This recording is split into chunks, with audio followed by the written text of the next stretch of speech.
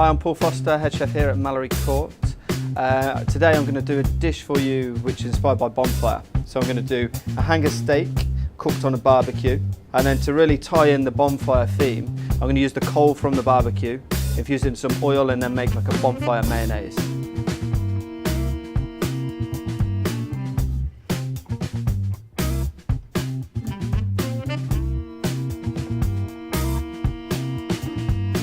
So for the onion, what I'm going to do, I'm just going to take the top off and then just take the root off, and I'm going to cut it straight down the centre, really even, so that way it cooks nice and even.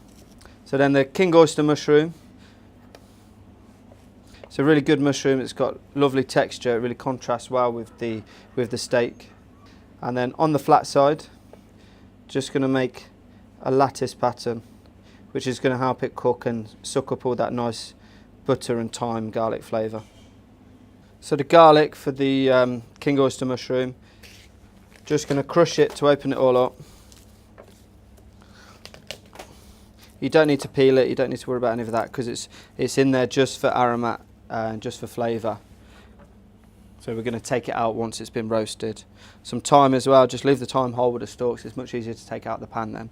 So the rainbow chard, I'm just going to remove the stalk first and then cut down this centre stalk and remove the leaf.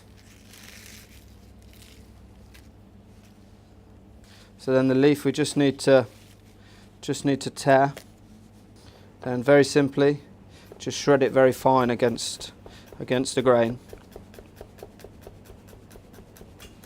Okay, so now I'm going to make the coal oil. Got to be very careful, it creates a lot of smoke, so what I'm going to do, I'm going to add the coal to the oil and then put it out by the window. If it's a dry day, put it outside, just because you don't want to smoke the house out. Okay, so what you need, cold oil, always use a bland oil, so like a sunflower oil or a groundnut oil, something like those. You wouldn't want to use an olive oil because it'll burn and it'll create the wrong sort of flavour. So when your coal is at that nice white heat, you take it out, be very careful and drop it straight into the cold oil. And see, that's going to smoke a lot straight away, so I'm going to move this straight over to the window. So now we're going to make the bonfire mayonnaise. Just 5 ingredients. Like a classic mayonnaise, you need egg yolks, oil and some form of acidity. We've had the oil. All I've done is allow that oil that I made earlier to infuse for about an hour and then let it cool down, and then I'll put it through a fine sieve, and that's it. So first job is to separate the egg whites and egg yolks. So next, just a small pinch of smoked paprika. Very important just to add a little bit. You can always add more later, but you can never take it out. 1 spoon of Dijon mustard and a splash of the vinegar. I'm just going to turn the food processor on and get some air into the yolks and really beat the vinegar into it. Okay, so next job is to add the oil. So like a classic mayonnaise, add it very, very slowly now the egg's broken down. So just a very slow trickle. The slower the better. If you add it too fast, it's going to separate. So there we go, perfect bonfire mayonnaise. So I'm going to start by searing off the onions, roasting them, getting a nice colour, and then also the mushrooms. So in there with the thyme as well. Then at this stage we can add the butter. The butter's going to add all that beautiful roasted caramelised flavour. Important just to keep basted, just spoon over the top, helps cook it evenly and stop it drying out. So I'm going to start cooking the hanger steak now. I'm going to put it straight on the Kamado Joe. This is at about 400 degrees now, and the steak's going to cook really, really quickly and get a lovely smoky flavour to it as well. So being very careful, open the lid, steak straight in there, close the lid. That's going to sear it and cook like an oven as well and give that lovely barbecue flavour because we're using real lumpwood coal on it. So the mushrooms are just about cooked, lovely caramelisation on them, loads of flavour. I'm just going to stick them on a J-cloth just to drain off that excess fat. So the steak's been in there 2 minutes, I'm just going to flip it and then give it another 2 minutes on the other side. The last thing you want to cook is the chard. You want to keep it really fresh and vibrant. In the pan I've got a butter and water emulsion. It's just equal quantities of butter and water. And then I'm going to add the stalks of the chard first.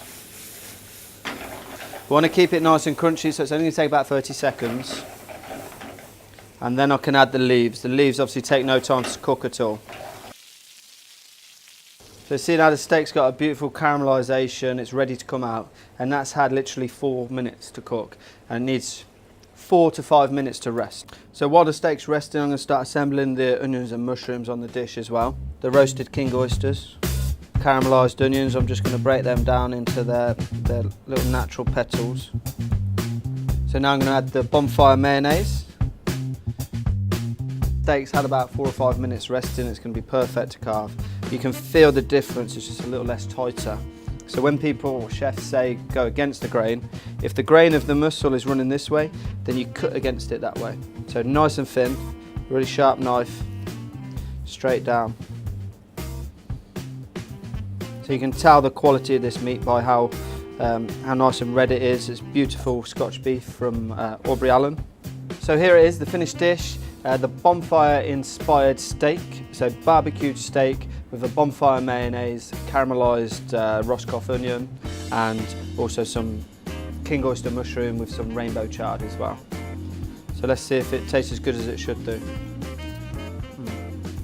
Yeah, I'm really happy with that. You can really get that charcoaly, smoky flavour and that lovely barbecue association, which reminds me of bonfire when I was a child.